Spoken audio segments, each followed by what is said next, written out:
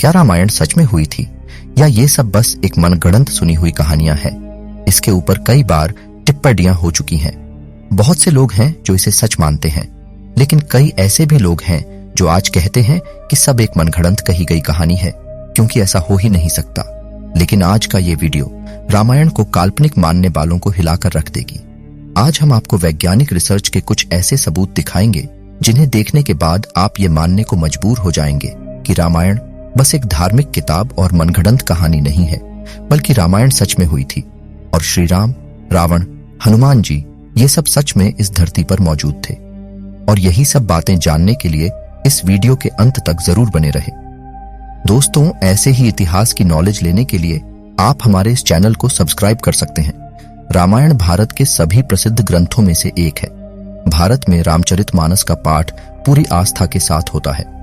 महर्षि वाल्मीकि द्वारा रामायण में भगवान राम की संपूर्ण जीवन गाथा लिखी गई है, लेकिन फिर भी कुछ लोग भगवान के होने पर ही सवाल उठाते हैं और रामायण को केवल कहानियों से भरी किताब मानते हैं।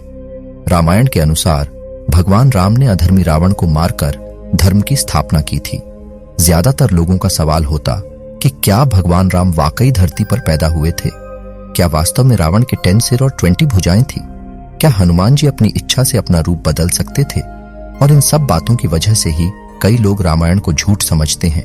मगर आज हम वैज्ञानिक तथ्यों के आधार पर सिद्ध कर देंगे कि रामायण में वर्णित घटनाएं पूर्ण रूप से सत्य हैं। नंबर 1, रामायण कालीन हवाई अड्डे। जितना हम रामायण को भारत में मानते हैं, उतना या फिर कहूं कि उससे भी ज्यादा श्रीलंका में माना जाता है। और इसीलिए श्रीलंका में रामायण अनुसंधान टीम ने रावण के रामायण काल के 4 हवाई अड्डे खोजने का दावा किया है। पिछले 9 वर्षों से यह ऑर्गेनाइजेशन श्रीलंका के कोने कोने की छानबीन कर रही थी। यहाँ उन्हें कई जानकारी और अवशेष मिले, परंतु 4 सालों में लंका के दुर्गम स्थानों की खोज के कारण रावण के 4 हवाई अड्डे हाथ लगे। रामायण अनुसंधान टीम के अध्यक्ष अशोक केंट ने कहा है कि रामायण की लंका वास्तव में श्रीलंका की है। यहाँ कुशान घोड़ा गुरु लोपो था, तो तुपोला कंदा और वरिया पोला नामक 4 हवाई अड्डे मिले हैं और इन्हें हवाई अड्डों से रावण पुष्पक विमान को आसमान में उड़ाता था।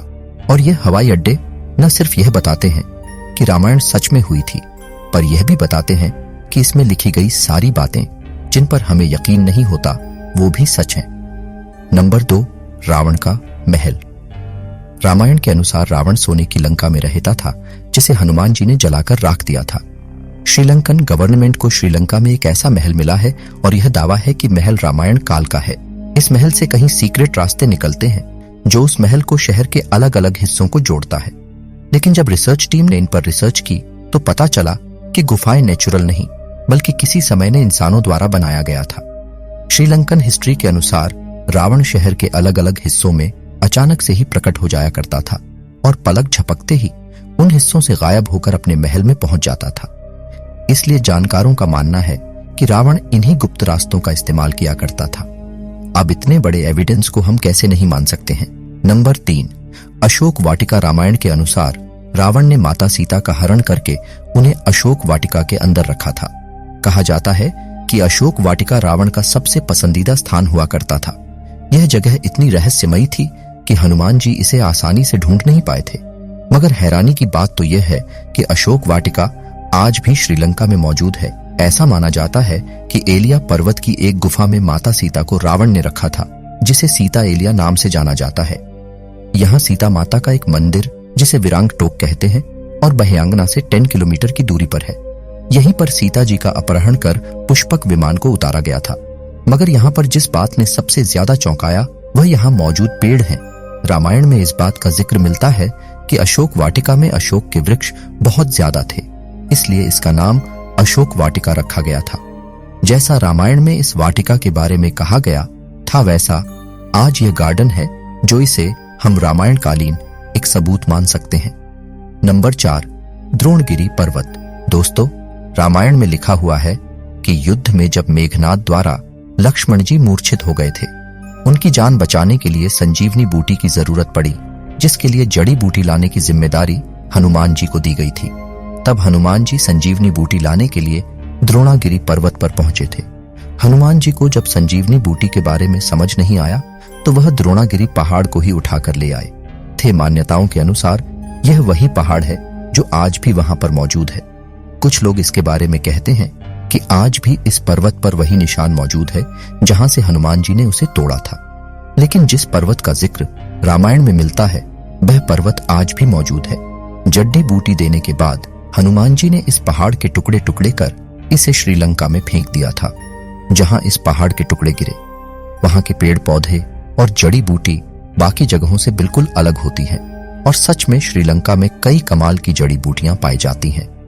श्रीलंका में हिमालय की जड़ी बूटियों का मिलना इस बात का मुख्य सबूत है कि लक्ष्मण जी को संजीवनी देने की कहानी पूर्ण रूप से सत्य है, क्योंकि ये जड़ी बूटियों के पौधे उसी स्थान पर मिले हैं जहां पर लक्ष्मण जी को संजीवनी दी गई थी, जबकि दूसरे हिस्से में इस प्रकार की कोई जड़ी बूटी नहीं मिलती।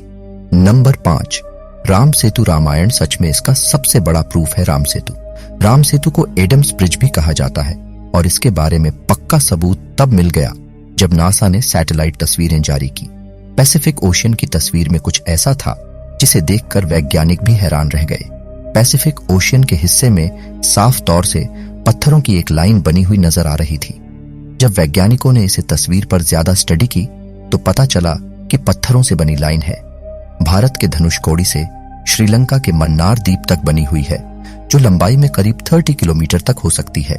पैसिफिक ओशियन में जिस हिस्से में नासा के वैज्ञानिकों के पत्थर से बना पुल नजर आया था, यह वही जगह है जिसका जिक्र रामायण में मिलता है और अमेरिका के एक आर्कियोलॉजिकल रिसर्च टीम ने भी अपने रिसर्च में इस बात का दावा किया था कि तमिलनाडु और श्रीलंका के बीच मौजूद राम सेतु वह असल में एक मैनमेड ब्रिज है जो कई हजार साल पहले इंसानों ने बनाया था। माना जाता है 15 शताब्दी तक यह पैदल पार करने लायक था, लेकिन इतना ज्यादा समय बीत जाने के कारण यह पुल अपने पूर्ण स्वरूप में नहीं रहा। वैज्ञानिक दृष्टिकोण से इस फैक्ट को हम रामायण के एविडेंस के रूप में मान सकते हैं। नंबर 6, सुग्रीव की गुफा। बाली के डर से सुग्रीव जिस गुफा में रुके थे वह गुफा आज भी मौजूद है। रामायण के अनुसार बाली ने दुंदुभि नामक राक्षस को मारकर उसका शरीर कुछ दूर फेंक दिया था।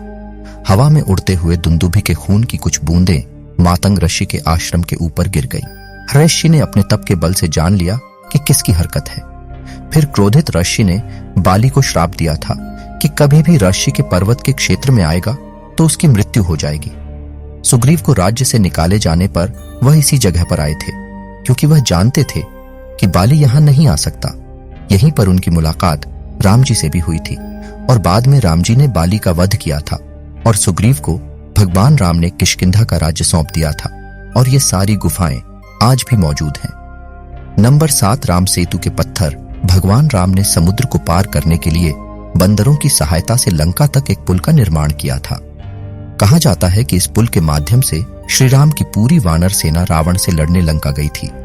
मगर हैरानी की बात तो यह है कि राम सेतु में इस्तेमाल किए गए पत्थर आज भी मौजूद हैं। राम सेतु पुल के पत्थर पानी पर तैरते थे। रामेश्वरम में सुनामी के दौरान कुछ पत्थर जमीन पर आ गए थे।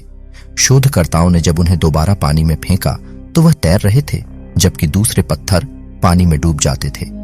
शोधकर्ताओं के अनुसार इसके लिए एक विशेष प्रकार के पत्थर का इस्तेमाल किया गया था, जिसे विज्ञान की भाषा में टूमाइस स्टोन कहते हैं।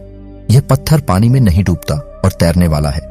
पत्थर ज्वालामुखी के लावा से आकार लेते हुए अपने आप बनता है। ज्वालामुखी से बाहर आता वाला जब वातावरण से मिलता है तो उसके साथ ठंडी या उससे कम तापमान की हवा मिल जाती है। यह गर्म और ठंडे का मिलाप इस पत्थर में कई तरह से छेद कर देता है, जिस कारण यह पत्थर पानी में नहीं डूबता। अब इन पत्थरों के पीछे का विज्ञान भी रामायण के समय उनको पता था और उन्होंने इस तकनीक का उपयोग राम सेतु को बनाने में किया था। यह रामायण का एक पुख्ता और मुख्य सबूत है।